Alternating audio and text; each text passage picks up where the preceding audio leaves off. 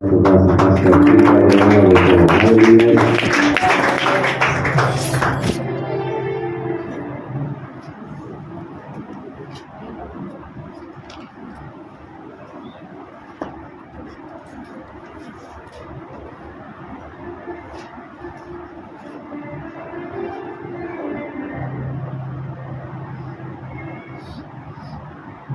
கடவுளை மாற்றக்கூடிய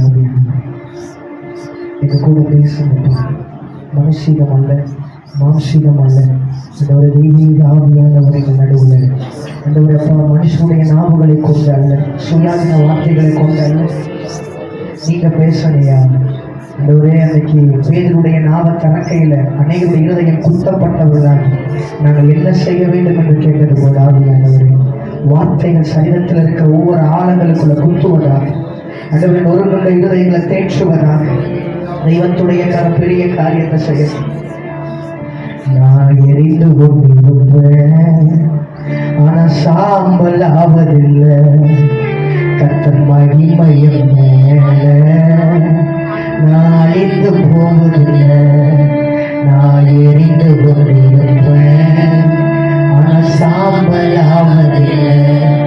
கர்த்தர் மகிமையின் மேல நான் அழிஞ்சு போவதில்லை. நாட்டிலே எத்தனையோ நல்ல மரம் விளைச்சிருக்க, காத்து மரம் என்னையும் நீங்க தேடி வந்தீங்களே. நாட்டிலே எத்தனையோ நல்ல மரம் விளைச்சிருக்க, காத்து மரம் என்னையும் நீங்க தேடி வந்தீங்க. நான் எழுந்து கொண்டிருப்பேன், ஆனா சாம்பல் ஆவதில்லை. கர்த்தர் மகிமையின் மேல நான் அழிச்சு போவதில்லை. நான் எழுந்து கொண்டிருப்பேன், ஆனா சாம்பல் ஆவதில்லை. கர்த்தர் மகிமையின் மேல நான் அழிச்சு போவதில்லை. நான் எழுந்து கொண்டிருப்பேன், ஆனா சாம்பல் ஆவதில்லை. கர்த்தர் மகிமையின் மேல நான் அழிச்சு போவதில்லை. எரியும்படியான நெருப்ப எங்க மேல நீ கொளுத்தி போடும்படி தேவசமூகத்துல விட்டு கொடுக்கிறப்பா. இன்னைக்கு ஆண்டவரே அப்பா, நரிகளுடைய வாள்கள்ல தீப்பந்தங்களை இட்டு பிரிஸ்தருடைய வெள்ளாண்மைகளை அழிக்கும்படி ஆண்டவரே ஒரு பராக்கிரமசாலியுடைய கையிலிருந்து புறப்பட்டு போன அந்த நரி கூட்டமா எங்களை ஒப்பு கொடுக்கிறோம் ஐயா. சத்துருடைய வெள்ளாண்மைகள் அழிக்கப்படும்படியா, சத்துருடைய கிரியைகள் ஆண்டவரை அழிக்கப்படும்படியா கொளுத்துகிறவர் பராக்கிரமசாலி, புறப்படுகிறவர் நாங்கள் ஆவியானவர். கொளுத்துகிறவர் பராக்கிரமசாலியாகிய பரிசுத்த ஆவியானவர். நாங்கள் நரிகளாய் புறப்படுகிறோம் ஆவியானவர். சத்துருடைய வெள்ளாண்மைகள் கொளுத்தப்படுவதால், பெலிஸ்திய வெள்ளாண்மைகள் கொளுத்தப்படுவதால் ஆண்டவரே அப்பா, நன்மை கிடைத்த காரியத்தை எரித்துக் கொண்டிருக்கிற சகல வல்லமைகளையும் நிர்மூலமாக்கும்படி நீர் கொளுத்தி போடுகிறார் ஆவியானவர். இந்த கரத்துல விட்டு கொடுக்கிறோம். நீங்க பேசுங்க. இயேசுவின் நாமத்தில் ஜெபிக்கிறோம் நல்ல பிதாவே. அல்லேலூயா. ஒரு 3 நிமிடம் சொல்லுங்க சத்தமா. அல்லேலூயா, அல்லேலூயா. நிறைய வார்த்தைகள் கடந்து போகிறேன். மீகா 4 அதிகாரம் 13வது வசனம். மீகா 4:13. சீயோன் குமாரத்தியே, நீ எழுந்து போரடி. நானும் கொம்புகளை இரும்பும் உன் குழம்புகளை வெண்கலமும் ஆக்குவேன். நீ அநேக ஜனங்களை நொறுக்கி போடுவாய்.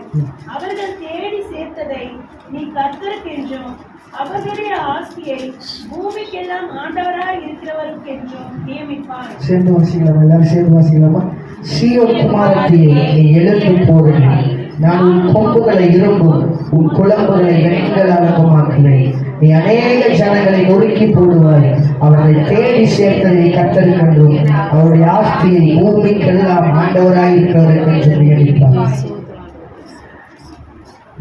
மாற்றங்களை ஆண்டவர் 2 விதமாய் நமக்கு செய்ய முடியும். ஒண்ணு படிப்படியான மாற்றம். நீங்க ஒரு பெயின், ஒரு கால் வலின்னு சொன்னீங்கன்னா டாக்டரை போய் பார்க்கும்போது அவங்க நமக்கு சொல்லுகிற காரியங்கள், இந்த மெடிசன் எடுத்துக்கிட்டீங்கன்னா உங்களுக்கு இந்த பெயின் படிப்படியாக மாறும் அப்படின்னு டாக்டர் நமக்கு ஒரு டிஸ்கிரிப்ஷன் கொடுப்பான். அந்த மெடிசனை நம்ம போடும்போது நாளுக்கு நாள் அந்த மாத்திரையை நம்ம உட்கொள்ளும் போது நம்முடைய சுகவீனங்கள் கொஞ்சம் கொஞ்சமா மாற ஆரம்பிக்கும். ஆனா இரண்டாவது மாற்றம் அதிரடியான மாற்றம். ராமன் சொல்லுங்க பாருங்க. இது இது எங்க இருந்து வருதுன்னா பணத்துல இருந்து இறங்கி வருது. பெரும்பாடுள்ள ஸ்திரீ வஸ்திரத்தை கொட்ட மாத்திரத்துல 12 வருஷத்துடைய பெரும்பாடு ஒத்த நிமிஷத்துல என்ன பண்ணிடுச்சு? படிப்படியாக அற்புதங்கள் நடப்பது வேற, அதிரடியாக அற்புதங்கள் நடப்பது வேற. அப்படிப்பட்ட அற்புதங்களை தேவன் நமக்கு செய்ய வல்லமை உள்ளவர். ஆமென் சொல்லுங்க பாருங்க. எனக்கு தெய்வம் செய்கிற அற்புதங்கள் நான் ஆண்டுகளா துக்கத்தை அனுபவிக்கலாம், ஆனா அற்புதம் இப்ப இறங்கி வரும்னா அந்த அற்புதத்தை அனுபவிக்கிற மனுஷன் நீங்களா இருப்பீங்கன்னா வித்தின் செகண்ட்ல எடுத்துட்டு போலாம். ஆமென் சொல்லுங்க. 12 வருஷங்க, 38 வருஷங்க. ஆனா அப்படிப்பட்ட உபாதைகளை, அப்படிப்பட்ட சுகவீனங்களை அவங்க சுமந்தது ஆண்டாண்டு காலம். ஆனா அவங்க சுகத்தை பெற்றுக்கொண்டது படிப்படியாய் அல்ல. அப்படின்னா நாள் பட்டதுக்கு அப்புறம் அல்ல, தெய்வத்தை நம்பி அங்க உள்ள போன உடனே சுகத்தை என்ன பண்ணிட்டு வந்துட்டாங்க? ஆண்டவர் சொல்ற, சீயோன் குமாரத்தியே நீ எழுந்து போரடி, நான் உன் கொம்புகளை இரும்பும் உன் குளம்புகளை வெண்கல அலங்கமாக்குவேன். ஆண்டவர் சீயோன் குமாரத்தியை குறித்து பேசுகிறார். அந்த வசனத்தை நீங்க வாசிக்கிறதுக்கு முன்னாடி நீங்க 7 வசனம் வாசிக்கல. நொண்டியானவளை மீதியான ஜனமாகவும் தூரமாய் தள்ளுண்டு போனவளை பலத்த ஜாதியாகவும் வைப்பேன். நொண்டியானவனை மீதியான ஜனமாகவும் தூரமாய் தள்ளுண்டு போனவனை பலத்த ஜாதியாகவும் வைப்பேன். இந்த 13வது வசனத்துக்கு நம்ம போறதுக்கு முன்னாடி இந்த 7ஆம் வசனத்தை பார்த்துட்டு போனா நமக்கு ஈஸியா இருக்கும் நினைக்கிறேன். இங்க வேதம் சொல்லி சீயோன் குமாரத்தி யார்? அவர் நொண்டியானவர். அவர் யாரா?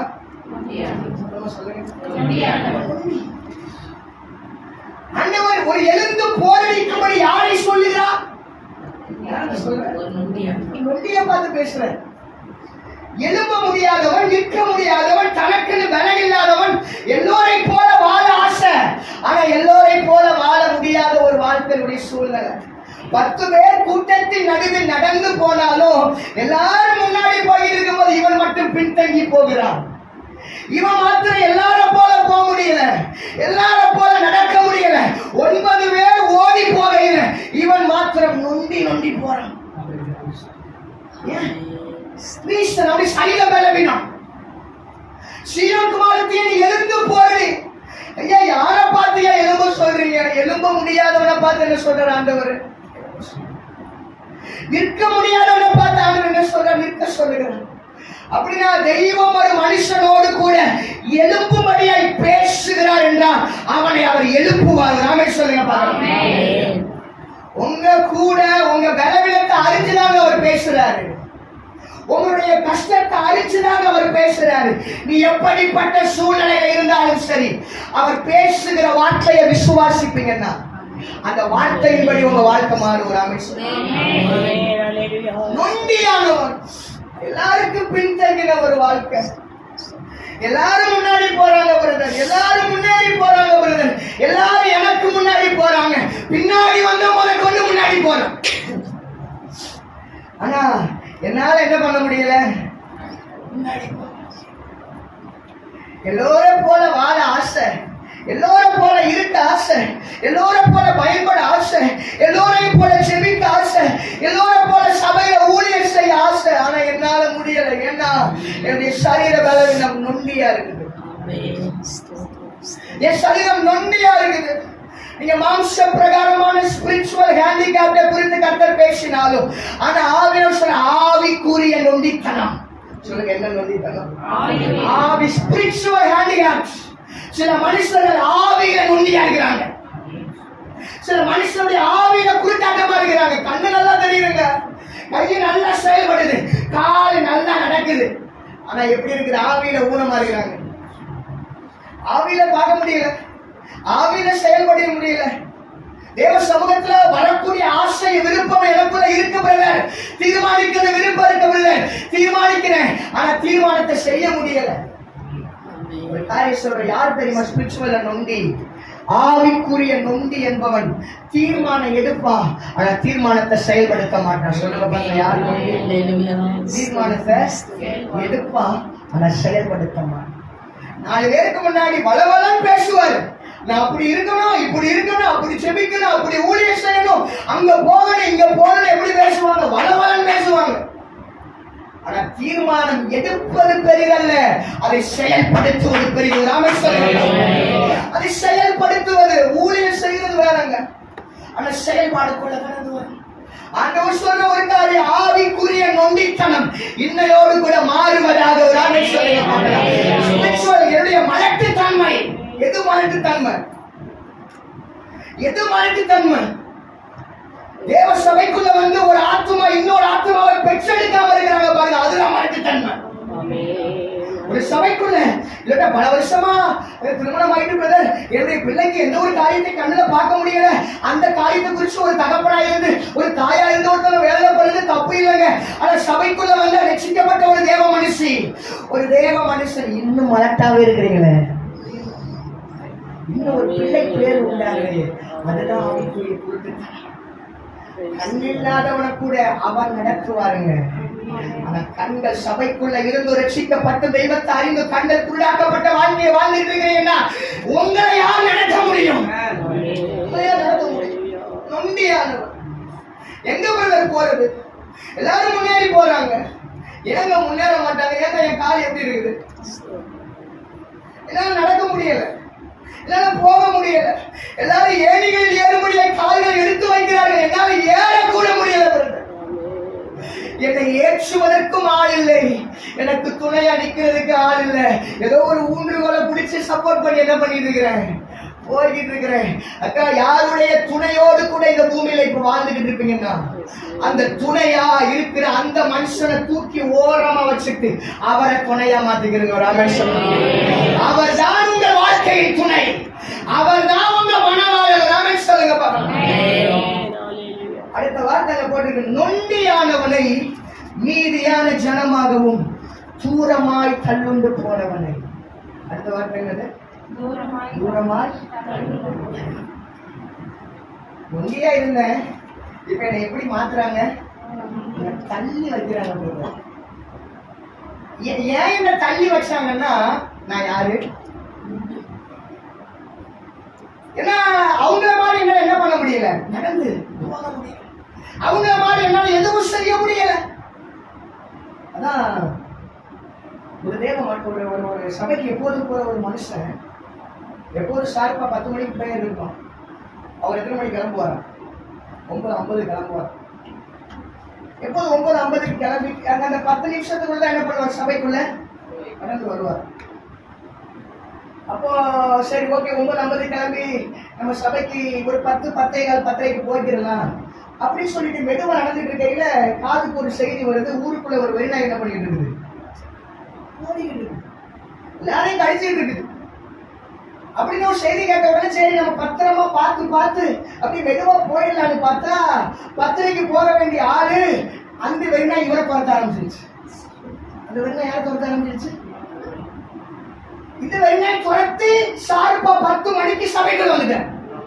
எத்தனை மணிக்கு வந்துட்டேன்? ஷார்ப்பா உள்ள வந்த உடனே அப்படியே உள்ள அந்த வேர்க்க உள்ள வந்த உடனே நல்ல ஒரு தேவ மனிதர் அந்த பாஷ சொன்னாரா, அவர் அப்படியே அங்க நிப்பாட்டிங்க. என்னையா எப்போதும் 10:00 வருவீங்க, 10:30 வருவீங்க, நீங்க வெளியே வந்துட்டீங்க கேட்டவங்க இல்லையா வெறிநாய்க்கு வந்துட்டு வந்துச்சியா, தப்பி பொழைச்சு உள்ள ஓடி வந்துட்டேன்.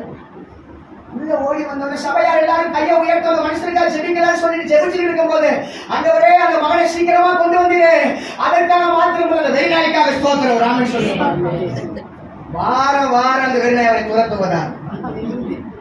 வாரம் அந்த வெறிநாய் அவரை. அப்போ அந்த மனுஷன் அப்ப சொன்னார் ஒரு வார்த்தை, நான் பிரச்சனையை கண்டுதான் என் பயந்து உள்ள ஓடி வந்தேன். அப்படின்னா என்னை கொண்டு வந்தது கூட ஒரு பிரச்சனை. அந்த நொண்டித்தனம் தான் என்ன தேவ சமூகத்துக்குள்ள கொண்டு வந்துச்சு. அந்த மயட்டு தன்மை, அந்த குருட்டாட்டு சபைக்குள்ள கொண்டு வந்துச்சு. இப்ப நொண்டியானவனாய் இப்ப தள்ளுண்டு போய் ஒரு வாழ்க்கையை வாழ்ந்துட்டு இருக்கிற சமயத்துல தெய்வம் என்ன பார்த்து சொல்றார்? சீயோன் குமாரத்தை எழுந்து போரடி, சீயோன் குமாரத்தை எழுந்து போரடி. ஒரு தீர்மானத்தை எடுத்துட்டீங்க, நாங்க செயல்படுத்துங்க. ஒரு தீர்மானத்தை உங்க இருதயத்துக்குள்ள வச்சுட்டீங்க, அதை செய்யுங்க. ஒத்த தீர்மானத்தை தானியேல் எடுத்தான். ஒரே ஒரு வார்த்தை சொல்ற, திரும்ப சொல்லுங்க. தீர்மானம் தேவனை கனமன். தீர்மானம் தேவனை கனமன். தேவன் தீர்மானத்தை கனம் பண்ணுகிறார். சொல்ற வார்த்தை புரியுதா? தீர்மானம் தேவனையே கனம் பண்ணுது. ஆனா அந்த தீர்மானத்தை யார் கனம் பண்றார்? ஆண்டவர் தானியேலுடைய தீர்மானத்தை கனம் பண்ணார். புஷ்டிப்பான ராஜாவுடைய போஜனத்துல ஆதாரத்துல படுத்து வளர்ந்தவனை பார்க்கிறோம். வெறும் மரக்கறியை தின்னவனுடைய சரீரத்தை கட்ட புஷ்டிப்பா மாத்தினாரு. அவனுக்குள்ள நொண்டித்தன்மை இல்ல, அவனுக்குள்ள மலட்டை இல்ல, அவனுக்குள்ள குருட்டாட்டை இல்ல. நான் நம்புறேன்ப்பா, நீங்கள் எழும்புவது காயத்தமானால் அவர் எழுப்புவது நிச்சயம். ராமேஸ்வரன் எலும்பு எலும்பு சீயோனே உன் வல்லமையை தணித்துக்கொள். எழும்பணும். ஒரு வாழ்க்கையை வாழ்ந்துட்டு நம்ம போயிடலாம்னு சொன்னா அப்படிப்பட்ட வாழ்க்கையை வாழ்றதுக்காக தேவன் இந்த பூமியில அநேகரை வச்சிருக்கிறாரு. நான் இப்படிப்பட்ட வாழ்க்கையை வாழ தேவன் இந்த பூமியில அழைச்சு கொண்டு வரவே இல்லை. அடுத்த வார்த்தை அழகா போட்டு இருப்பாருங்களேன். அவர்கள் பேரில் 11 சீயோன் தீட்டுப்படுவாளாக. அடுத்து எங்கள் கண் அவளை காண்பதாக என்று சொல்லி அநேக ஜாதியார் உனக்கு விரோதமாக கூடியிருக்கிறார்கள். ஒரு காரியம், முதல்ல நொண்டியானவன், இரண்டாவது அவன் சரீர வர்ணத்தில் இரண்டாவது தள்ளப்பட்டவன்.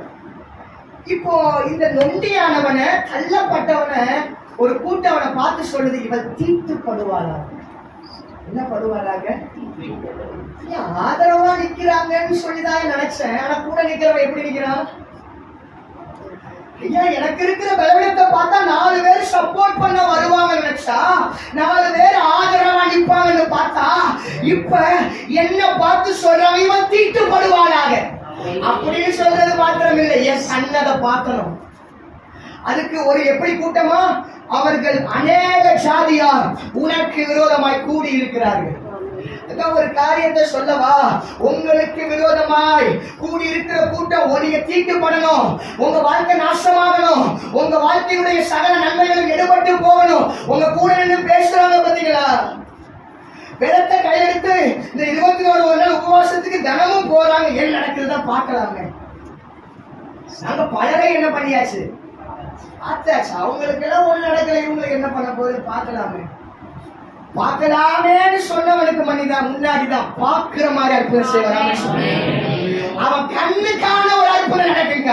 இந்த வேதம் எடுத்து இந்த படி மேல ஏறி வரதான் தெரியும், ஆனா உள்ள நடக்கிறது அவன் நடத்துவார். ராமேஸ்வரன் ஏறுவது இறங்குவது அவனுக்கு தெரியும், உள்ள ஒரு அசைவு உண்டாகுது. ராமேஸ்வரன் நதி ஒண்ணுதாங்க, அளவு 4ங்க. நதி ஒண்ணுதான், அளவு நடுக்கா இடுப்பளவு முழங்கா சொல்லுங்க. நதி ஒரே நதிதான். ஆனா எல்லாரும் நீச்சல் என்ன பண்ணல, அங்க ஒரு வார்த்தை அழகா போட்டுட்டு பின்னும் அவர் 1000 முழம். அப்படின்னா யாருக்கு அவர் அளக்கிறார், இன்னும் யார் சொல்றாரோ அவங்களுக்கு தான் பின்னும் அவர் அளப்போம். சொல்ல புரியுதா? இன்னும் கேட்டீங்கன்னா அவர் பின்னும் என்றார். இன்னும் 1000 முழம் வேணும், இன்னும் 1000 வேணும். இந்த அளவு போதாது, இந்த அபிஷேகம் போதாது, இந்த மகிமை போதாது. இன்னும் என்று சொன்னா சபைக்கு இன்னும் 1000 முழம் வளர்க்கப்படும்.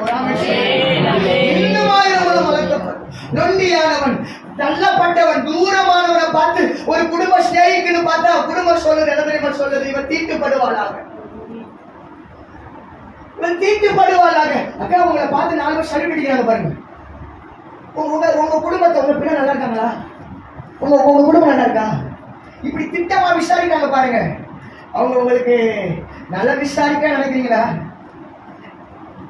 திட்டமாய் விசாரிக்கிற யாவரும் ஏரோது இயேசுவை குறித்து திட்டமாய் விசாரித்தான், அவனை வாழ வைக்கிறதுக்கு இல்ல அழிக்கிறதுக்காக. ஏரோது இயேசுவை திட்டமாய் விசாரித்தான். எதுக்காக விசாரிச்சா, 4 பேர் நீங்க வரும்போது என்ன பண்றாங்க, பிரதர் உங்க பிள்ளை எப்படி இருக்குது, உங்க குடும்பம் எப்படி இருக்குது, உங்களை குறிச்ச ஆசீர்வாத வீடு வேற எல்லாம் எப்படி இருக்குது, நீங்க கேட்ட உடனே எல்லாத்தையும் என்ன பண்ணிடுங்க, பல என்ன பண்ணிடுவோம், எடுத்துட்டு போய் அந்த அம்மா தூத்தி விடும் பாருங்க. ஊருக்குள்ள அப்படியே பரவி கடைசியில புழுதி மாறி புதைஞ்சு என் தலைமையிலேயே வந்து.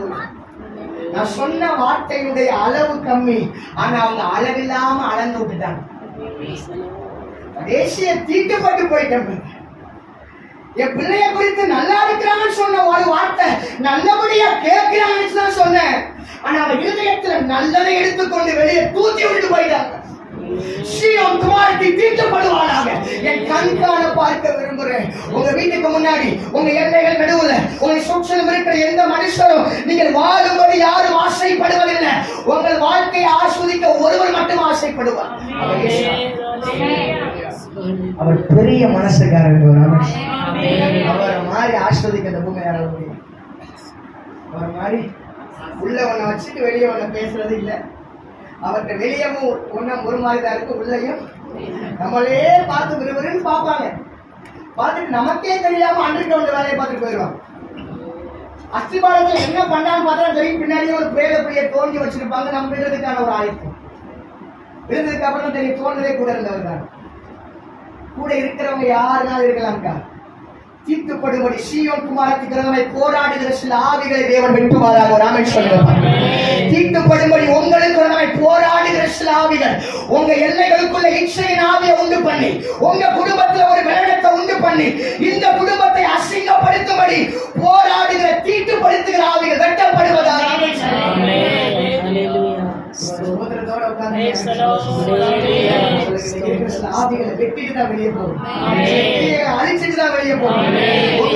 அசிங்கப்படுத்தும்படி உங்கள் முன்னே பேசுகிற சில வாய்களை ஆண்டவர் அறுத்து போடும்படி பாளையம் சிவகுமாரத்தை சொல்றாங்க. ஐயா நான் ஏற்கனவே நம்பி ஏற்கனவே தள்ளுண்டவன். இப்போ யாருமே சார்பா இல்ல. கூட்டம் என்ன பண்ணுது? கூடி சொல்லுது இவன் தீட்டுப்படுவாரா? தீட்டுனா என்னக்கா? என் கண்காணவளுக்கு என்ன வரணும்? சீயோன் குமாரத்தினா என்ன மாத்திரம் குறிக்குது இல்ல, ரெண்டு பேரும் சேர்த்துதான் சொல்லுது. நாம் யாவரும் அவருக்கு குமாரத்தின், நாம் யாவரும் அவருக்கு மனவாட்டிகள், நாம் யாவரும் சபையா தேவ சமூகத்தை ஆணு பெண்ணு தனித்தனியா இருந்தாலும் உங்களை மனவாட்டி அளிக்கிற ஒரு உரிமை அது இயேசுவுக்கு மாத்திரம். ஆண்டவர் சொல்றார் தீட்டுப்படுவாளாக. சில பிரச்சனைகள் என்ன பண்ணிடலாம்னா கொஞ்சம் சின்னதா இருந்தா மறைச்சு வச்சிடலாம். ஆனா பிரச்சனை பெருசா என்ன பண்ண முடியாது. குஷ்டரோகத்தை மறைக்க முடியாது. அது கொஞ்சம் கொஞ்சமா மறைக்க உடம்பு முழுவதும் என்ன பண்ணிடும்? உடம்பு முழு சைதமெல்லாம் நாரி போயிடும். இப்ப குடும்பத்துக்கு தூரமாகிறேன், ஊருக்கு தூரமாகிறேன், பாளையத்துக்கு தூரமாகிறேன். அதனாலதான் வேலை சொல்லுது, தேவி ராமத்துல வசனம் சொல்லுது, தீட்டுப்பட்டவன் தீட்டு தீட்டு என்று சொல்லுவானாக. சொல்லுங்க, தீட்டுப்பட்டவன் தீட்டு தீட்டு என்று சொல்லுவான். சொல்லல அந்த வார்த்தைய. என்ன ஏற்கனவே குடும்பத்துக்கு விரோதமா ஒதுக்கப்பட்டு நொண்டியா தள்ளுண்டவனா புறக்கணிக்கப்பட்டவனா ஓரமாடிக்கும் போது இப்ப குஷ்டரோகியா உடம்பெல்லாம் ஆறிப்படுத்து போயிருக்கிற சூழ்நிலையில இப்ப தூரமா நிற்கும் போது பைத்தியம் முடிச்சிருக்கு அந்த மனுஷனுக்கு. சரீரம் அப்படியே பயந்து போயிடும். பாளையத்துக்கு ஐயா குடும்பத்தோடு வாழ்ந்தவன் இப்ப மனைவியை பிரிச்சுட்டேன், குடும்பத்தை பிரிச்சுட்டேன், உறவை பிரிச்சுட்டேன், எல்லாத்தையும் பிரிஞ்சு தூரமா நிற்கிறேன். அப்பதான் ஆண்டவர் சொன்னாரு தீட்டு தீட்டு என்று சொல்லுவாங்க. அப்படி தீட்டு எங்க இருந்து சொல்லணும்? அடி வயிற்று சொல்லணும். எங்க இருந்து சொல்லணும்? இந்த அடி வயிற்றுல இருந்து தீட்டு தீட்டு அப்படின்னு சொல்லும் போது அந்த தீட்டு என்ற வார்த்தை ஹார்ட்டுக்குள்ள போகும். ராமேஷ் சொல்லுங்க, ஹார்ட்டுக்குள்ள போய் லங்ஸ் போய் அது மேல த்ரோட்டுக்குள்ள போய் நரம்புக்குள்ள போய் மனதை ஆளுகை செய்ய ஆவியை கண்ட்ரோல் பண்ண ஆரம்பிக்கிறாங்க. அங்க தீட்டு என்ற வார்த்தையை சொல்லலாம். இந்த சோத்திர சொல்ல இந்த சோத்திர சொல்லும் போது இங்க உடலுக்குள்ள ஒரு பிரச்சனை உள்ள அவமானப்பட்டாலும் ஸ்தோத்திரம், நான் நிர்மூலமாவதற்கு சத்துரு வளைய விரிச்சாலும் ஸ்தோத்திரம், என்னை எவ்வளவு பாடாப்படுத்தினாலும் ஸ்தோத்திரம். ஏன்னா இந்த ஸ்தோத்திரத்தால இதுவரைக்கும் இந்த பூமியில படைக்கிறேன், இதுவரைக்கும் இதனாலதான் இந்த பூமியில படைக்கிற. வெறுமையை உட்கார்ந்து வேடிக்கை பார்க்கிற கூட்டமா வந்திருப்பீங்கன்னா இங்க உட்கார்ந்து பார்த்துட்டு போயிடலாம். ஐயா நான் ஒரு ஐயா ஏதோ பலிபீடத்துல வசீகரிக்கிற ஒரு மனுஷன் அல்ல, நான் பலிபீடத்துல தேவ மனுஷன் நிற்கிறவருடைய வார்த்தைக்கு ஆமென் சொல்லி ரிசீவ் பண்ணிக்கிறேன். யூரோஸ் பேசும்போது ரசிகர்கள் என்ன பண்ணுவாங்க? ரசிப்பாங்க. நான் ரசிக்கிறதுக்காக பேசுறேன்,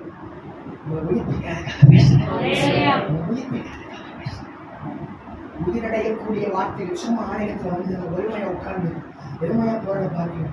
என் கூட தெய்வம் பேசணும், அந்த வார்த்தையை ரிசீவ் ஏன் தெரியுமா? அற்புதம் நமக்கு நடக்கிறதே இல்லை. எவ்வளவு படிப்பிடத்துல வார்த்தை வருது. எல்லாரும் வார்த்தை எங்க தெரியுமா வாங்குறாங்க? அறிவுக்குள்ள வாங்குறாங்க. எங்க வாங்குறாங்க? மைண்ட்ல வாங்குறாங்க. வார்த்தை ஃபுல்லா மைண்ட்ல. இது இந்த வார்த்தை இது அறிவுக்கான வார்த்தை இல்லை, இது ஆவிக்கான வார்த்தை. இது ஜீவனான வார்த்தை. வார்த்தை எப்ப ஆவிக்குள்ள போதா அப்பதான் அற்புதம் வெளியே வரும். சகரியாட்ட போய் ஆண்டவர் சொன்னார், உன் வேண்டுதல் கேட்கப்பட்டது. எத்தனை வயசு? 70 வயசு. அவர் சொல்றாரு, இந்த காரியம் நடப்பதற்கு அரிதல்ல நான் யாரா இருக்கிறேன்? கிழவனா இருக்கிறேன். என்னுடைய மனைவி கிழக்கையா இருக்கிறாங்க. யோசிச்சு பாருங்க. கொஞ்சம் பேக் சைடு திரும்பி பார்த்தா 100 வயசுல ஒரு ஆபிரகாம் இருக்கிறார். அவரை திரும்பி பார்த்தா இன்னைக்கு உன் கற்பை என்ன பண்ணும்? உயிர்ப்பிக்கப்படும். ஆனா திரும்பி பார்க்க முடியாம வார்த்தைய மனசுல வாங்கிடாம அவர் அறிவுக்குள்ள வாங்கினார். அதே தேவதூதன் இப்ப மரியாதை போறாரு. மரியாதை போய் சொல்றாரு, பரிசுத்த ஆவியினால ஒரு பிள்ளையை பெறுவார். அந்த வார்த்தையை கேட்டவுடனே அவன் என்ன சொல்லுவான்? வார்த்தையை அறிவுல வைக்காம இருதயத்துல வச்சான். இதுவரைக்கும் புருஷனோடு இணைக்கப்படாமல் எந்த பிள்ளையும் பூமியில பிறக்கல. ஆபிரகாம் முதற்கொண்டு அந்த சந்ததி வரைக்கும் முதல் ஆபிரகாம் தெய்வத்துடைய வார்த்தை மரியாதைக்கு பேசப்படும் போது மரியாதை விசுவாசித்தார். இதெல்லாம் நடக்கலங்க. புருஷனை அறியாம ஒரு பிள்ளை பூமியில பிறக்குமா என்கிற ஒரு அற்புதம் இதுவரைக்கும் பூமியில பிறக்கப்படல. மலட்டு கற்பம் திறந்ததா உண்டு. புருஷனை அறியாம பிள்ளை பிறந்தது சரித்திரம் பூமியில். அந்த ஒரு சரித்திரம் உருவாக மரியாதன் வாழ்க்கையை விட்டு கொடுத்தார். எனக்கு தெரியும், என் கூட பேசுகிற வார்த்தையை இருதயத்துக்குள்ள வைக்கணும். நீங்க உங்க வார்த்தையை இருதயத்துல வச்சுட்டு போங்கக்கா. அற்புதத்தை கையில சுமப்பீங்க, அந்த நன்மையை கையில சுமப்பீங்க, அந்த பிள்ளைய கையில சுமப்பீங்க. நீ எந்த ஆசிரியத்தை பார்க்க ஆசைப்பட்டு அவர் சமூகத்துக்கு உள்ள வந்தியோ அதை அலங்கரிச்சு கையில தருவார். அவன் நொண்டியானவள், தள்ளுண்டு போனவள், தீட்டுப்படும்படி சொல்லப்பட்டவள். அநேகர் அவளை தீட்டுப்படுத்தும்படி குற்றப்படுத்தும்படி காத்திருக்கிறாங்க. அது மாத்திரமில்லை, இதையெல்லாம் ஸ்ரீயல்குமார் இதை யோசிச்சுட்டு இருக்கிறார். யோசித்து இதை மீட்டெடுக்க நான் என்ன செய்வது? இதை விட்டு விடுதலை வெளியே வர என்ன செய்வது? அப்ப இருதயத்துல ஒரு வார்த்தை புறப்பட்டு வருது. அந்த வார்த்தை தான் எடுத்து வாசிங்க. அதே 10 வருஷம் வாசிங்க பார்க்கலாம். ஸ்ரீயல்குமாரத்தையே அம்பாய பக்ஷு வேதனை. இந்த மொத்த பிரச்சனைக்கு ஒரு தீர்வு என்ன தெரியுமா? பிரசவ ஸ்திரீயை போல வேதனை பற்றி செய்தி சொல்லுங்க. பிரசவ ஸ்திரீயை போல வேதனை. இந்த ஜபத்தை நாம யாரும் அதிகமா பண்றது இல்லை. யுத்த ஜபம், மன்றாட்டு ஜபம், உத்தரவாத ஜபம், ஆனா பிரசவ வேதனை உள்ள ஜபம். அவர் சொல்றாரு, இத்தனை நீ நொண்டியானவனா, தள்ளுண்டு போனவனா, தீட்டுப்படும்படி உலகம் ஊர் உலகம் பார்க்குது. அதெல்லாம் ஒரு பக்கம் இருக்கட்டும். ஆனா இந்த பிரச்சனை மாறுவதற்கு நீ செய்ய வேண்டிய ஒண்ணு, பிரசவ ஸ்திரீ வேதனைப்படுவது போல செவி. ஒரு ஆமென் சொல்லுங்க. அவ அந்த பிள்ளையை சுமக்கிறது நாள் முதற்கொண்டு அந்த கரு உருவாயிட்டுன்னு சொன்னா அவ என்ன தெரியுமா செய்யணும்? தனக்கு விருப்பமானதை எல்லாத்தையும் ஓரமா வச்சுட்டு அந்த பிள்ளைக்கு விருப்பமானதை அவசியம் இல்லைன்னா கரு கலைஞ்சிடும். உங்களுக்குள்ள ஒரு விஷயம் இருக்கா, 2 விஷயம் இருக்காங்க? ஒண்ணு இருக்கா, 2 இருக்கு. அவருடைய வார்த்தையின்படி 1 இருக்கா, 2 இருக்கு. கிறிஸ்து எனக்கு எனக்குள்ள எல்லோருக்கும் வாங்க. நான் கலைகிறது வேற, எனக்குள்ள இருக்கிற அந்த உசுரை கலக்கக்கூடாது. எனக்குள்ள இருக்கிற இயேசு கிறிஸ்து யாருக்குள்ள உருவாயிருக்கிறாரோ அந்த மரியா சொல்லும் போதுதான் 5 மாசம் வெளிப்படாத அந்த கரு 6வது மாசம் வெளியே வந்துச்சு. 5 மாசம் அமைதியா இருந்துச்சுங்க. 6வது மாசம் கர்த்தர் சொல்றாரு, உன்னுடைய இன வந்தால எலிசபெத்துக்கு 6வது மாசம். இதை யாரிடத்துல வெளிப்படுத்தி கொடுத்தாரு? கருவை சுமக்கிறவரிடத்துல பெற்றுக்கொண்ட வெளிப்பாடு இது இல்ல, கிறிஸ்துவை சுமக்கிறவரிடத்துல பெற்றுக்கொண்ட வெளிப்பாடு இது. கருவை சுமக்கிறது வேற, கிறிஸ்துவை சுமப்பது வேற. நீங்க கிறிஸ்துவை சுமந்தீங்கன்னா பல கருவை பெற்றெடுக்கலாம்.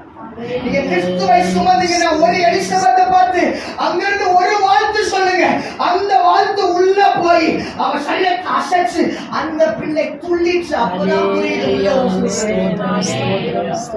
உங்களுக்கே தெரியாம ஒரு உள்ள உசுர மறைச்சு தெய்வம் உசுர மறைச்சு. நீ பரிசோதித்து போய் பார்ப்பாயா, உனக்கான அற்புதம் ஓப்பன் ஆக ஆரம்பிக்கும். உனக்கான பிரசவ ஸ்திரீயை போல அம்பாயப்பட்டு வேதனைப்படும், பிரசவ ஸ்திரீயை போல அழுது புலம்பல், பிரசவ ஸ்திரீயை போல தேவ சமூகத்தில் காத்து பிரசவ ஸ்திரீ அவளுக்கு என்ன தெரியுமா இருக்கும்? தாங்க முடியாத வேதனை இருக்கும். என்ன வேதனை? என்ன வேதனை? தாங்க முடியாது. அந்த பிள்ளையை சுமக்கிற வரைக்கும் ஒரு பெயின் அவளுக்குள்ள இருக்கும். அந்த பெயின் வெளியே வர்றதுக்கு ஒரு ரீசன் இருக்குது. அதை நான் இப்போ ஒரு தாய்க்கு சொல்றேன். நான் உண்மையிலேயே வெறுமையா இருந்த வெறுமையா ரொம்ப கஷ்டம். அந்த பெயின் அவள் சுமந்த 10-9 மாசமா அவள் சுமந்த அந்த கரு உருவமாகி உயிரோட வெளியே வரணும்னா ஒரு சத்தம் வெளியே புறப்பட்டு வரும்.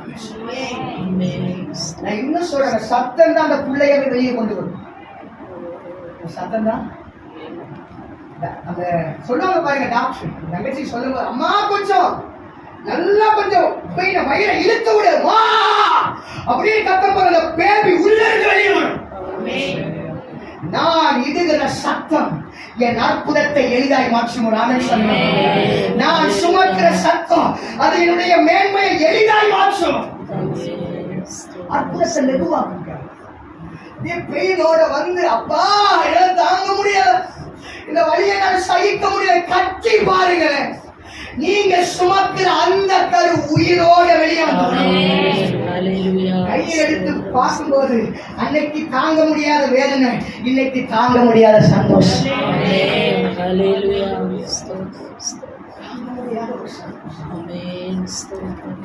சுமக்கிறவனுக்கு தான் வழி தெரியும். எல்லாருக்கும் வழி தெரியுமா? சும்மா வந்துட்டு போறவங்க வழி தெரியும். தேவ சமூகத்தில் ஏதோ ஒரு வாழ்க்கையை வாழவும் வழி தெரியும். கிறிஸ்துவை சுமக்கிறவனுக்கு வழி தெரியும். தேவையில்லாத ஆதாரத்தை புசிச்சா கிறிஸ்து கலைஞ்சு போயிடுவார். உலகத்துக்கு அடுத்த அசுத்தத்தை உள்ள வச்சுக்கிட்டு கிறிஸ்து உள்ள இருப்பாருன்னா அது மூட நம்பிக்கை. அசுத்தமும் உள்ள இருக்கும், ஆண்டவர் உள்ள இருப்பாரா? வீடு தாங்க, நான் வாழக்கூடிய வீட்டுக்குள்ள தாங்க மழை வந்துச்சுன்னா தவளையும் வாழுது. நான் வாழக்கூடிய வீட்டுக்குள்ள தாங்க மழை வந்துச்சுன்னா பாம்பு வாழுது. என்னுடைய கூடாரம், என்னுடைய உறைவிடம் அந்த பாம்பு தங்குறதுக்கு மறைவிடமா இருக்குது. எனக்குள்ள இயேசு உறைவிடமா இருக்கிறாரு. இந்த சைடு பாவம் மறைஞ்சிருக்கு, இந்த சைடு அசுத்தம் இருக்குது. தேவனுக்கு அடுத்த காரியத்தை வெளியே பாவத்தோடு செஞ்சுட்டு உள்ள வந்துட்டு நான் அசுத்தமான என்னுடைய நீதிமான போல காட்டிக்கிட்டாலும் அந்த பாவம் மறைஞ்சிருந்து வாசம் பண்ணுகிற அந்த இடத்துல தீட்டு உண்டார ஆரம்பிச்சு.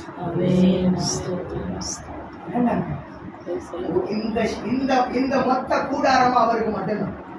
இந்த மொத்த சரீரம் அத சொல்ற உடையில கூட ரொம்ப தீட்டு உண்டாருங்க. வஸ்திரத்துல கூட தீட்டு வருங்க. ஏங்க வனாந்தரத்துல ஒரு மனுஷன் வெட்டுக்கையை தின்னுட்டு காடிகளை புடிச்சு ஏன் வாழணும்? அவனுக்கு போடுறது வஸ்திரம் இல்லையா?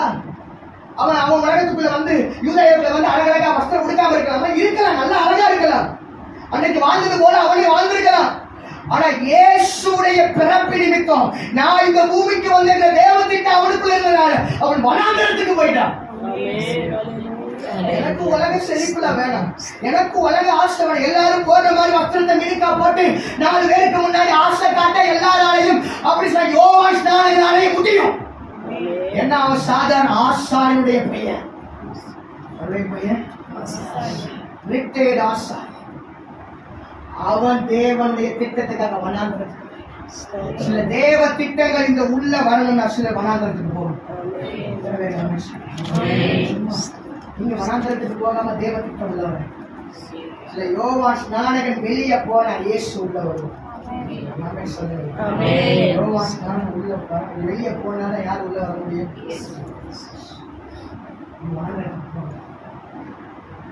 இந்த பட்டிமன்ற வனாந்தரம் தான்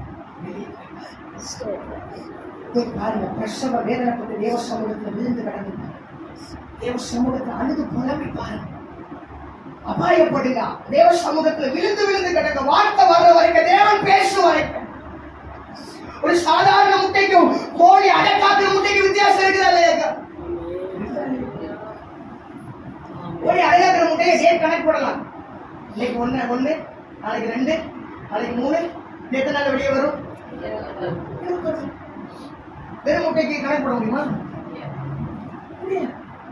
கோழி அழகா பேசுனா நான் நம்புறேன். சபையுடைய வாக்குறுதிக்கு மேல ஒரு நெருப்பு இறங்குச்சுன்னா முட்டை காப்புட ஆரம்பிக்கும், முட்டை உடைய ஆரம்பிக்கும். வாக்கு தத்தத்தின் மேல நெருப்பை சுமக்கிறவர்கள் உட்கார்ந்தா முட்டை உடைஞ்சு கரு வெளியே வரும். எண்ணி சொல்லலாம் 21 நாள் அற்புதம் நடக்கும். 21 நாள் அடை காக்கிற ஒரு கோழி முட்டையின் மேல் அமர்ந்திருந்து அது ஒரு உயிரை பிறப்பிக்க முடியுமே. ஆனால் என் தெய்வத்தாலே முடியும். அவன் சொன்னான் தெய்வத்தாலே முடியும். 21 நாள்ல முடியுங்க. நடக்கும் என்று நம்புறவனுக்கு தான் சகலம் ராத்திரி வேலையில சொல்றேன். நீ ஒன்றியா இருக்கலாம், பலவீனப்பட்டிருக்கலாம், சீரகுமாரத்திய பிரசவ வேதனை தேசிய வார்த்தை மற்ற வாசிக்கிறேன். சீயோன் குமாரத்தியே, பிரசவ ஸ்திரீயை போல அம்பாயப்பட்டு வேதனைப்படு. நீ இப்பொழுது நகரத்திலிருந்து புறப்பட்டு வெளியேறில் கையே. 13 வாசிக்கணும். சீயோன் குமாரத்தியே, நீ எழுந்து போரடி. சீயோன் குமாரத்தியே, நீ எழுந்து போரடி. சீயோன் குமாரத்தியே, நீ எழுந்து போரடி. சொல்லுங்க. நீ எழுந்து போரடி. எழுந்து போரடி. நொண்டிக்கா 7 நொண்டி 13 நான் உன் கொம்புகளை இரும்பும் உன் குளம்புகளை வெண்கலம். 7வது வருஷம் சீயோன் குமாரத்தின் நொந்தியா இருந்தா, தள்ளப்பட்டிருந்தா, தீட்டுப்பட்டவர் என்று சொல்லி அவளை புறமே தள்ளினார்கள். குஷ்டரோகி என்று சொல்லி பாளையத்துக்கு புறமே தள்ளினார். ஆனா 13வது வசனம் அவ கால் எப்படி மாறுதுன்னு பாருங்க. நான் உன் கொம்புகளை இரும்பும் உன் குளம்புகளை வெண்கல அலங்கமாக்குவேன். ஒரு ஆமென் சொல்லுங்க. எப்படி மாறினார்? இப்போ பிரசவ வேதனைப்பட்டு ஜெபிச்ச உடனே அவ காலு இப்ப எப்படி தெரியுமா மாறுது? அவருடைய கொம்புகள் இரும்பும், அப்படி குளம்புகள் ஃபுல் அயன் பாடி. ஒரு ஆமென் சொல்லுங்க. அம்மா அப்பா சொல்லுவாங்க அவங்க இரும்பு மனுஷி, நம்ம தாங்க இரும்பு மனுஷன். ஆமென் சொல்லுங்க. ஆண்டவர் சீயோன் குமாரத்தியே, உனக்குள்ள ஒரு இரும்பு, உனக்குள்ள உன் கால் ஒரு காலத்துல நிக்கிறதுக்கு வேலை இல்லாம இருந்துச்சு. ஆனா இப்ப தெய்வம் உன் காலை எப்படி தெய்வமா மாத்திட்டாரு? அதை வெண்கலமா மாத்திட்டாரு. உன்னுடைய கால்கள் அவர் குழம்புகளை எப்படி தெய்வமா மாத்திட்டாரு? இரும்பா மாத்திட்டார். என்னுடைய குழம்புகள் இரும்பாரு, என்னுடைய கால்கள் வெண்கலமா. நொண்டியானவர் ஆண்டவர் எப்படி தெய்வமா காண்டாமிருகத்தை போல மாத்திருக்காரு.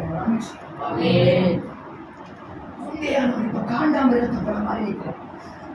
ஒத்த கொம்புங்க. காண்டாமிருகம் நடந்து போகும்போது பசிக்கு ஆதாரம் இல்லைன்னா, இந்த தூரமா நிற்கும் போது சொலைப்பட்டிருக்கிற ஏதாவது கிழங்க பார்த்துச்சுன்னா அந்த ஒத்த கொம்பு வச்சு முட்டி தூக்க. ஒரு ஆமென் சொல்லுங்க. குத்துற மொத்த பொலைஞ்சது வெளியே வரும். ஆமென். புதைப்பட்டிருக்கிறவைகளை வெளியே புறப்படும்படி உங்கள் குழம்புகள் வெண்கலமாவதாக. ஒரு ஆமென் சொல்லுங்க. விசுவாசிக்கிறவனால மாத்திரம் அவன் கால்களை கர்த்தர் வெண்கலமாய் மாற்றுவாராக, அவனுடைய கைகளை வெண்கலமாய் மாற்றுவாராக. கால்கள் மாறி காண்டாமிருகத்துக்கு ஒத்த கால் மாறி இப்ப எங்கேயே நடக்கிற 10 பேர் இல்லையா 1000 பேர் முன்னடந்தார். பாறைகளிலும் நான் ஏறி சொல்லுவேன். 1.5 நிமிஷம் ஆடுற ஒரு கேடிஎம் பைக் விளம்பரம் மொத்த வாலிபரையும் குடிச்சு 2000 வருஷமாய் சுமந்துவேன். ஒரு தாக்கத்தையும் ஏற்படுத்தாத ரட்சிப்பை சுமந்து கொண்டு வாழ்கிறது. என் வாழ்க்கையை பார்த்து ஒருவர் மனம் திரும்புவதற்கு அவனுடைய இருதயம் திறக்கப்படவில்லை. யார தேவன் நடத்த ஒரு ஆப்ஷன் காப்சூல்ஸ் விளம்பரம், ஆப்ஷன் ஒரு மேகி விளம்பரம் ஆடம்பரத்தை காட்டில ஒரு செபிக்கிறவன் அறைக்குள்ள அதான் சொல்றதுல நீங்க எங்கேயும் போக வேணாம். 24 hours சமூகத்தை கிடங்க. சோறு திண்ணி ஆகாரம் எல்லாம் வீடு வரும். சொல்லுங்க. உங்களுக்கு வேண்டிய சகல சம்பத்தையும் உங்க வீட்டு எல்லைக்கு தேடி அனுப்ப அவர் ரெடி. ஆனா அவர் சமூகத்துல காத்திருக்க யார் தயாரா இருக்கிறார்? காகத்தை அனுப்புவதற்கு நான் ரெடியா இருக்கிறேன். கேரித்துல இருக்க நீங்க ரெடியா இருக்கீங்களா? காகத்தை அனுப்புவதற்கு நான் ஆயத்தம். கேரித்தில் அமர்ந்திருக்காய். சாரிபாத்திலிருந்து உனக்கான ஆகாரத்தை போஷிப்பதற்கு அங்க ஆயத்தம். ஆனா எசபேலுடைய பாளையத்துக்கு போக நீ ஆயத்தமா? சீதோ சாரிபாத்துக்கு ஆண்டவர் எலியாவை சும்மா அனுப்பல. எசபேலுக்கு சொன்னாரு, எசபேல உன்னுடைய சொந்த ஊருக்கு என் புள்ள பயந்து போற தைரியமா உள்ள போற. சீதோன் அவருடைய ஜென்ம பூமி. 3 நாள் புஷ்டியாம குடியாம ஆகாரம் குடிச்சு நடந்து போனார். அதை சாரி பாத்திர மொத்த ராணுவ தடவாடங்களை மறைச்சு வைப்பாங்க. அந்த தடவாடத்துக்குள்ள ஆண்டவர் சொன்ன ஒரு வார்த்தை, என்னுடைய மகனை உள்ள அனுப்பி வைக்கிறார். எசபேலுடைய பலிபீடங்களுக்கு வல்லமைகளுக்கு பயந்து என் புள்ள ஒளியலப்பா, அவன் துணிந்து உள்ள இறங்கி போறான். பிரசவஸ்திரியை போல வேதனைப்படுது. ஆண்டவருக்கு தேவை பெரிய பெரிய ஆட்கள் தேவை இல்லைங்க. அவரை நம்புற ஒரு ஸ்திரீயவன் போதும், அவரை நம்புற ஒரு சின்ன பையன் போதும். ஏதோ சும்மா வாழ்ந்துட்டாங்க, உனக்கு வெந்தது பின்னாடி தான் என்ன பண்ணலாம். இப்படி ஒரு வாழ்க்கையை வாழ்ந்தா நான் உண்மையை சொல்றேன், வழிபட்டு பிரசங்கிப்பது ஈஸி தான், ஆனா வாழ்றது கஷ்டம். வாழ்க்கை ரொம்ப கஷ்டம். இந்த வேதத்தை வாசிக்கலாம். நேற்று சொன்னாங்க 1000 வசனத்தை மனப்பாடம் பண்றதை பார்க்கல, ஒரு வசனத்தை வாழ்வது கஷ்டம். வாழ்ந்தவன் பேசினால் பலிபீடங்கள் அசையும். எளிய வாழ்ந்து பேசினான். 1000 பேர் நின்று பேசினாலும் வாழ்ந்தவன் பேச வைப்பான். வாழ்ந்தவன் பேசணும். ஐயா நான் ஜெபிக்கிறேன், ஐயா நான் ஜெபிச்சுட்டு பேசுறேன். நான் பிரசவ வேதனை படுறவையா, பிரசவ வேதனைப்பட்டு பேசுறேன். இந்த மீகா சரித்திரத்தை எழுதி கொடுக்கும் போது அவ ஒரு பிரசவ வேதனைப்பட்டவர். யூத எழுத்தை பார்த்து எல்லாருமே காயப்படுத்தும் போது அவர் சொல்ற ஒரு வார்த்தை, ஐயா உனக்காக நான் பிரசவ வேதனைப்படுகிறேன், அடுத்தவனுக்காக நான் எங்க வழியை சுமக்கிறேன். அதுதாங்க தேவன் திட்டம், அதுதாங்க தேவனுடைய தீர்மானம், அதுதாங்க தேவனுடைய தேவன் உங்க மேல வச்சிருக்கிற திட்டம். நீ நொண்டியானவன் அல்ல, தீட்டுப்பட்டவன் அல்ல. நான் திரும்ப சொல்றேன், சத்துருவானவன் உங்களை வாழ்க்கையை நாசப்படுத்துவதற்கு தேவன் இடம் கொடுப்பது இல்லை. ஒரு ஆமென் சொல்லுங்க. தேவன் இடம் கொடுப்பது. உடைய மகிமையை பார்க்க நான் எப்படி விழுந்தேன், எப்படி விழுந்தேன்? செத்தவனை போல, செத்தவனை போல் விழுந்தது. செத்தவர்களை வாழ்வது, செத்தவனை கொண்டு ஒரு யூஸ்மே பாடலாம், ஆராதிக்கலாம், பிரசங்கிக்கலாம். ஆராதனை செய்கிறதற்கு பலிபீடம் இருப்பதனால எதையும் செய்யலாம் நினைச்சிருக்காது. பலிபீடத்தில் பயபக்தி உள்ளவன் மாத்திரமே அதற்கு பங்குள்ளவனாக இருப்பாங்க. ஐயா சொல்லுவாங்க, துத்தியன்கோட்டை பைபிள்ஸ் படிக்கும்போது சொல்ற ஒரு வார்த்தை, சாதிக்காரமே பலிபீடம் வரப்பாரு.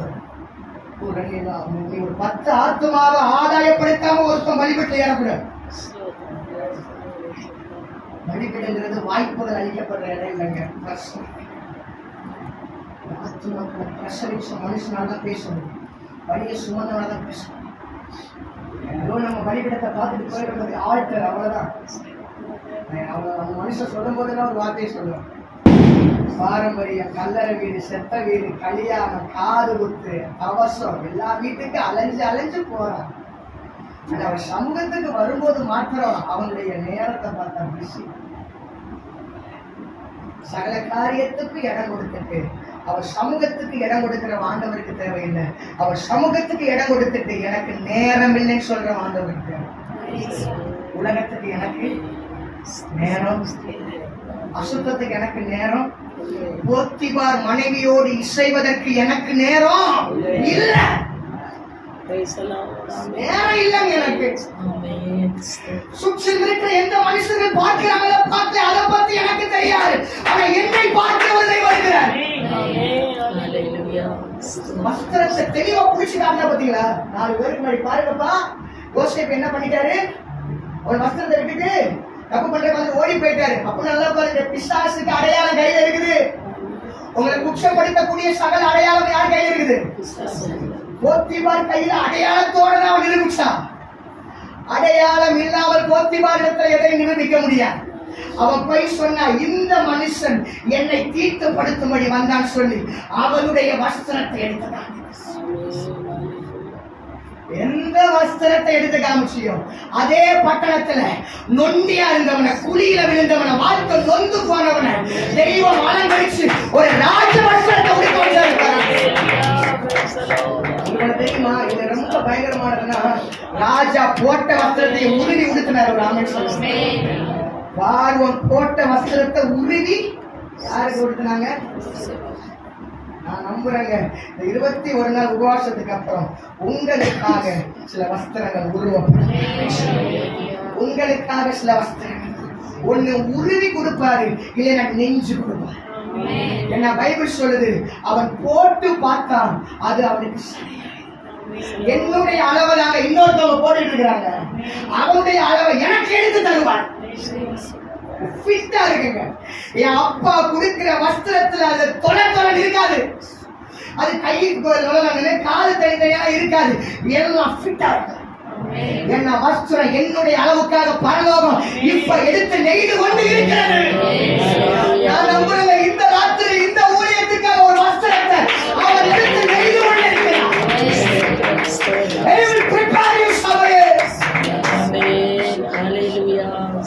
அலங்கரிக்கிற, ஆதாயப்படுத்துகிற ஆடம்பர கப்பல்கள் அநேக இருக்கையில மக்களை கரை சேர்க்கிற ஒரு கப்பல் கூட்டம் ஏன் தத்தளிக்குது? யாராவது காப்பாற்றுவாங்களா? யாராவது பாவத்திலிருந்து காப்பாற்றுவாங்களா? யாராவது ஆசிரியருந்து காப்பாற்றுவாங்களா? யாராவது இந்த பாவத்திலிருந்து காப்பாற்றுவதை தத்தளிக்கிற வேலையில எல்லாரும் பார்த்து பார்த்து ஓரமா போகையில என்னுடைய கப்பல் மாத்திரம் அவன் பக்கத்துல மூழ்கி கிடக்கிறவனை மூழ்கி போன்னு சொல்லி விட்டு நான் காவலாளியும் தெய்வம் எனக்கு கொடுத்த அந்த தோழியில நாங்க தெய்வத்துக்கான மகத்துவம். சபை என்பது கப்பல். வேலைதானே? வேலைக்குள்ள ரட்சிக்கப்பட்ட கூட்டம் இருக்கும், கூட்டம் பெருகும். பெருகின கூட்டம் இன்னும் பலப்படும். பலப்பட்ட கூட்டம் தேசங்களை நிரப்பும். நிரப்புன கூட்டம் ராஜ்யங்களை இழுக்கும். ஒரு வாழ்க்கையை வாழுது கர்த்தர் எங்கேயோ கொண்டு வந்தாருங்கள. லட்சங்களுக்கு ஆசீர்வாதமா இருக்கிறவன் இன்னைக்கு அனைவருக்கு துச்சமா தெரியுமா? அனைவரும் அற்பமா பார்ப்பாங்க, அசட்டையா பார்ப்பாங்க. இவனை வச்சு என்ன ஆக போகுதுன்னு நினைப்பாங்க. அத தெய்வம் சொல்லுவாரு, என் பிள்ளைய வனாந்திரத்துல வச்சு பழக்கி இருக்கிறேன். அவன் ஒரு விஷயம் சிங்கத்தை அடிச்சான், ஒரு விஷயம் கரடி அடிச்சான். ஆனா அடிச்சுட்டு அவனுடைய பலத்தை கொண்டு அது நடக்கல, தெய்வத்துடைய பலத்தை கொண்டு நடந்து முடிஞ்சிச்சு. அவன் செஞ்சு முடிச்சுட்டு யாராவது பெருசா பேசினாங்களாக்கா? ஒருத்தவங்க கூட அதை கனப்படுத்த கூட ஆளுங்க. என்ன கொண்டு இவ்வளவு பெரிய காரியம் செஞ்சாருன்னு சொன்ன அது சொல்லிக்கிறதுக்கு கூட ஆள் இல்லை. அதை சொல்ல விட்டாலும் அது சாட்சி தான். அடையாளம் தான், அற்புதம் தான். அது சொல்லப்பட வேண்டிய காரணங்களை உருவாக்குவார். தாவீது பயப்படாத, கவலைப்படாத. வனாந்திரத்துல நீ மறைச்சு வச்சு செஞ்சத கோலியாத்துடைய அரங்கத்துல வெளியரங்கமாய் தேவன் காட்டுவார். அடிக்கடி சொல்லுவேன், தாவீதுடைய வெற்றி கோலியாத்துடைய நெற்றியில் இருந்துச்சு. நெத்திய பதம் பார்க்கிற சில அம்புகள் இன்னைக்கு தேவன் வெளியா. நான் சாதாரண நோஞ்சாங்கையில் இருக்கிற வில்லு, பலவானுடைய கையில் இருக்கிற வில்லு. நொந்தியான ஒண்ணு அவர் இரும்ப மாற்றி வெண்கலமா மாற்றி ஒண்ணு அனுப்புகிறார். நீ ஏறி விழிச்சு போட்டா எந்த பாயை குத்தி தூக்கலாம், எந்த மாந்திரியத்தையும் குத்தி தூக்கலாம், எந்த சர்ப்பத்தையும் குத்தி தூக்கலாம். என்ன குத்தப்படுகிற வல்லமை உள்ள பட்டயம் ஆண்டவரிடத்தில் ஒத்த கொம்பு.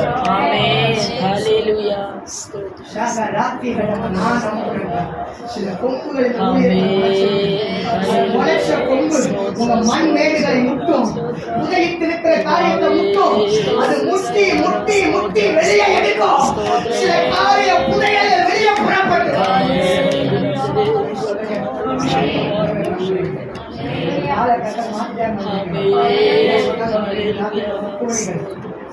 எல்லாம் போட்டு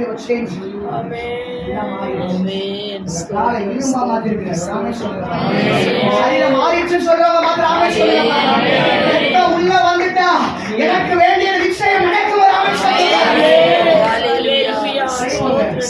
ஒன்று செய்வோம், பாவத்தினுடைய வித்து சென்னைக்குள்ள புகுந்திருக்கிற ஊர் உலகம் பேசுது. சென்னை பாவத்தின் நகரம் சொல்றாங்க. இது பரிசுத்தமாக நகரம் என்று நிரூபிக்கக்கூடிய வாலிபர்கள் சபையில எழுப்புவாங்களா? அவனை கூட்டிட்டு ஓடிட்டாங்க, இவங்களை கூட்டிட்டு ஓடிட்டாங்க. அவங்களுக்கு அந்த பெண் புள்ள அந்த ஆண் புள்ள அப்படி பண்ணிட்டு இப்படி பண்ணிட்டு சபைக்கு கலங்கம் விளைவிக்கிற வாலிபத்தின் அசுத்தம் அழிஞ்சு போவதாக. எனக்காக நிற்கிற ஒருவன், எனக்காக நிற்கிற ஒருத்தி யாருக்கு தாங்க ஆசை இருக்கு? 15 வருஷமா 40 வருஷமா ஒரு மோசே நடக்கிற ஒரு யோசுவாவை பார்க்க ஆசை இருக்காது, ஒரு காலைப்ப பார்க்க ஆசை இருக்காது, ஒரு மகிமையை பார்க்க ஆசை இருக்காது, ஒரு மேன்மையை பார்க்க ஆசை இருக்காது. வனாந்திரமே வாழ்க்கையா இருக்கும். இல்ல, தெய்வம் நிச்சயம் சொல்றேன், பாவத்தை குத்தி போடுகிற பிணகாசுகள் இந்த ஊழியத்தில் நிலைத்திருந்தோம். ஒரு குத்தி போட்டுச்சுன்னா ஒரு சரீரம் மிச்சா, ஒரு அசுத்தம் இல்ல, ஒரு குத்து குத்துறதுல ஒரு சரீரம் இன்னும் சொல்லி புரியுது உள்ள போயிடும். மற்றவங்க பலப்படுத்தும். 11வது நாள் உங்களுடைய கொம்புகளை அலங்கமாய் உங்களை தீட்டு படுபடி மனுஷன் சொன்னா பாத்தீங்களா, அந்த தீட்டு எல்லாம் கழிச்சு போச்சு. அவன் கழிச்சுட்டான். சரத்தை